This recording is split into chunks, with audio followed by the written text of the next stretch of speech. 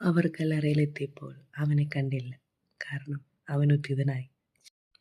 ചരിത്രത്തിൽ എഴുതി വെച്ചതുപോലെ അവൻ 3-ാം ദിനം ഉയർത്തെഴുന്നേറ്റു.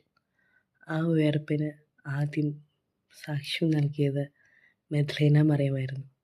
മെദ്ലേന മറിയത്തിൽ ഒരു തീർത്ഥാടന കേന്ദ്രമായ തിരുവനന്തപുരം ജില്ലയിൽ പള്ളത്തറ എന്ന് പറഞ്ഞ ഒരിടവകയിൽ ഈശോൻ്റെ ഉയർപ്പ് സ്മരണയിൽ ഞങ്ങളുടെ യുവജന സുഹൃത്തുക്കളുണ്ടാക്കിയ ഒരു ഹിസ്റ്റോറിക്കൽ മൂമെൻ്റാണ് നിങ്ങളോട് ഷെയർ ചെയ്യുന്നത്. ഞങ്ങൾ ക്രിസ്ത്യാനികൾക്ക് ഈസ്റ്റർ എന്ന് പറയുമ്പോൾ ഒരു വികാരമാണ്. കാരണം ഞങ്ങളുടെ ഈശോയെ ഞങ്ങൾക്ക് തിരിച്ചിട്ടേക്കുമാണ്. ഉദ്ധിതനായി അവൻ വീണ്ടും ഞങ്ങളുടെ ഇടയിൽ തന്നെ വസിക്കാനായിട്ട് കടന്നു വന്നിരിക്കുകയാണ്. അപ്പോൾ ഈസ്റ്ററിനോടനുബന്ധിച്ച് നടത്തിയൊരു ഉയർപ്പിനാറിൻ്റെ സ്മരണയിൽ നമ്മൾ ലൈവായിട്ടൊരു ഡെമോൺസ്ട്രേഷൻ കാണിച്ച വീഡിയോ ആണ് നിങ്ങളിപ്പോൾ കണ്ടുകൊണ്ടിരിക്കുന്നത്.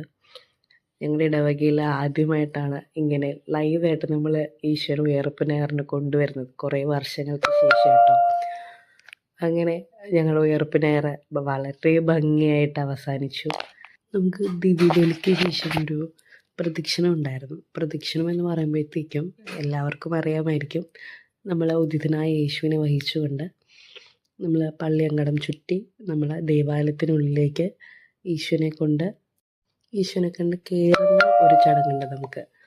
അപ്പോൾ ഈശോനെ ദേവാലയത്തിലേക്ക് പുരോഹിതൻ അല്ലെങ്കിൽ വൈദിക ശ്രേഷ്ഠന്മാർ ഈശോനെ ഉദിതനായ യേശുവിനെ വഹിച്ച് ദേവാലയത്തിനുള്ളിലേക്ക് കയറി അവിടെ സജ്ജമാക്കിയിരിക്കുന്ന ഒരു പ്ലേസിൽ ഈശോനെ കൊണ്ട് വച്ചതിന് ശേഷം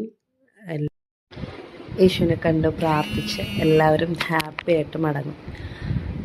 അങ്ങനെ എല്ലാം ഹാപ്പി ആയിട്ട് അവസാനിച്ചു. ഇതായിരുന്നു എൻ്റെ ഇടവകയിൽ ഉയർപ്പിൻ്റെ വിശേഷം. എല്ലാവർക്കും ഒരിക്കൽ കൂടെ ഈസ്റ്റർ ദിനാശംസകൾ നേരുന്നു. ദൈവം അനുഗ്രഹിക്കട്ടെ, ദൈവം കൂടെ ഉണ്ടായിരിക്കട്ടെ. അപ്പോൾ ഇനിയും വീഡിയോസൊക്കെ ആയിട്ട് വരാം. എല്ലാവരുടെയും പ്രാർത്ഥനയിൽ എന്നെ ഓർക്കുക.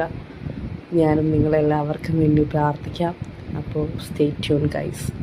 ബൈ. കൂടുതൽ വീഡിയോസൊക്കെ ഇനി ഇടുന്നതായിരിക്കും. അപ്പോൾ എല്ലാവരും ഒന്ന് സബ്സ്ക്രൈബ് ചെയ്യുക, എന്നെ സപ്പോർട്ട് ചെയ്യുക. നമുക്കിനി എന്തായാലും ഒരുമിച്ച് മുന്നോട്ട് പോകാം. Okay guys, bye, love U.